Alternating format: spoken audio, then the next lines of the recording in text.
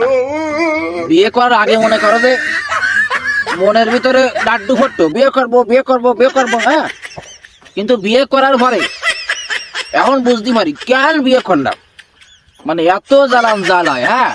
কিছু করতেও পারি রে, কিছু করতে গেলে উল্টো আমার কয়ে বসাই দিয়ে দে, বুঝতে পারিস না ঘরের জ্বালা। বাইরে জ্বালা কি? আরে বাইরে তো কত জ্বালা আছে, এই তোর মতো ফাঁকা বসলে ফেলে থাকলি জ্বালা হয়, এই তো এক।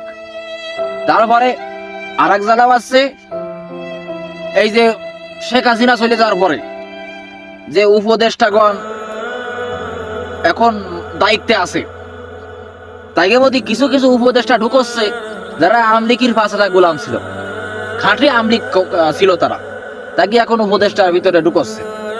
তা এর ভিতরে অন্যতম একজন আছে ওই কি ফারুকি জানো কয়, যাই হোক ফারুকি আর কি,